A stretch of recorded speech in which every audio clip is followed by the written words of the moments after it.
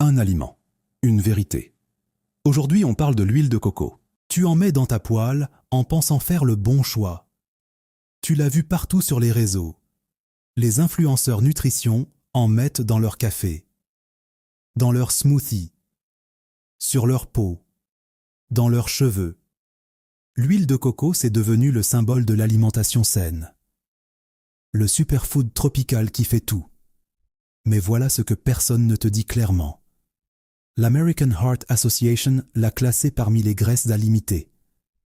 Et la Harvard School of Public Health l'a qualifié de pur poison en 2018. Alors, superfood ou danger caché? Voilà ce que la science dit vraiment. Ce que c'est vraiment, l'huile de coco est extraite de la chair du coco. Elle est composée à 90% de graisses saturées. C'est la teneur en graisses saturées la plus élevée de tous les corps gras alimentaires. Plus que le beurre, 63% de graisses saturées. Plus que le sein doux, 39%. Plus que l'huile de palme, 50%. Mais voilà où ça se complique. Toutes les graisses saturées ne sont pas identiques. L'huile de coco contient principalement des acides gras à chaîne moyenne, les MCT. Et ces MCT, notamment l'acide laurique qui représente 50% de sa composition, se comportent différemment dans le corps que les acides gras saturés à chaîne longue présents dans la viande ou le beurre. C'est précisément sur cette différence que tout le débat repose. Laisse un like si tu utilises de l'huile de coco régulièrement sans vraiment savoir si tu as raison. Ce que disent vraiment les études, les partisans de l'huile de coco s'appuient sur plusieurs arguments. Premier argument, les MCT sont métabolisés différemment, contrairement aux acides gras à chaîne longue qui passent par le système lymphatique. Les MCT vont directement au foie, où ils sont convertis rapidement en énergie, sans être stockés sous forme de graisse. Et certaines études montrent que les MCT augmentent légèrement la dépense énergétique et favorisent la satiété. Deuxième argument, l'acide laurique augmente le HDL, le bon cholestérol. Des études montrent effectivement que l'huile de coco augmente le HDL plus que d'autres graisses saturées. Et un HDL élevé est associé à un risque cardiovasculaire réduit. Mais voilà ce que ces arguments cachent. L'huile de coco augmente aussi le LDL, le mauvais cholestérol, et l'augmentation du LDL est l'un des facteurs de risque cardiovasculaire les mieux documentés. Une méta-analyse publiée dans Circulation en 2020 portant sur 16 études a montré que l'huile de coco augmentait le LDL de façon significativement plus importante que les huiles végétales insaturées et augmentait aussi les triglycérides. Deux marqueurs cardiovasculaires négatifs.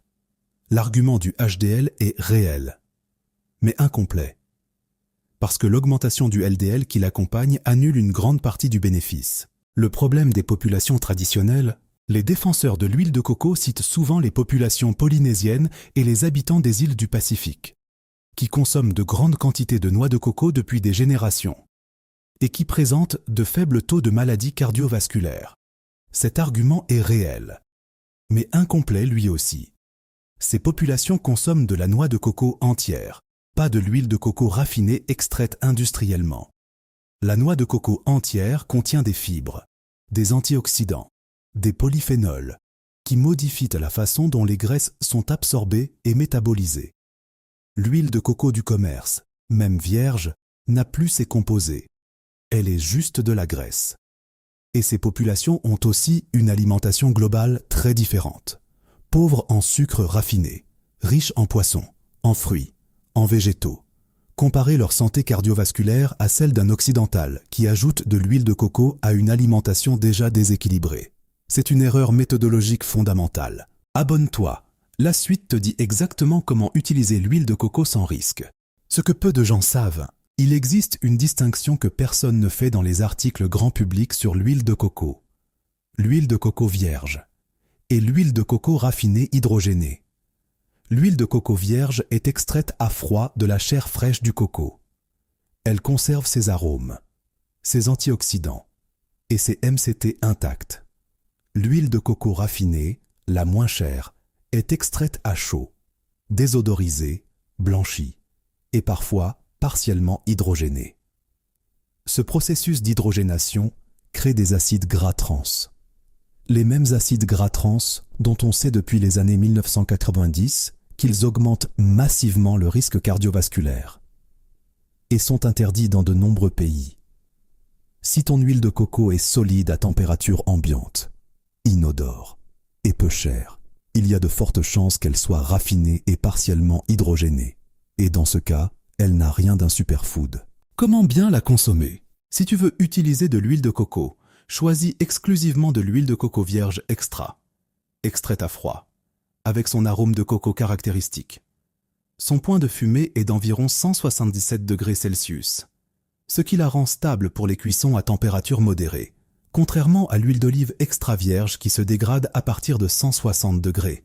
C'est un avantage réel pour certaines cuissons, mais 1 à 2 cuillères à soupe par jour maximum, pas plus. Et dans le cadre d'une alimentation globalement équilibrée, pas en remplacement de toutes les autres graisses.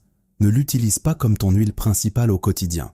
Alterne avec de l'huile d'olive extra vierge pour le cru et de l'huile de colza pour les cuissons. Ces deux huiles ont des profils d'acides gras bien plus documentés positivement sur le plan cardiovasculaire. Pour conclure, l'huile de coco vierge n'est ni un poison ni un superfood. C'est une graisse saturée avec des caractéristiques particulières, des bénéfices réels mais limités, et des risques cardiovasculaires documentés en cas de consommation excessive. L'utiliser occasionnellement en cuisine pour ses arômes, sa stabilité à la chaleur modérée, ou ses MCT, est raisonnable pour la majorité des adultes en bonne santé. En faire ta principale source de graisse alimentaire, non. La science ne le recommande pas. Et pour l'instant des preuves, penche clairement en faveur des huiles végétales insaturées.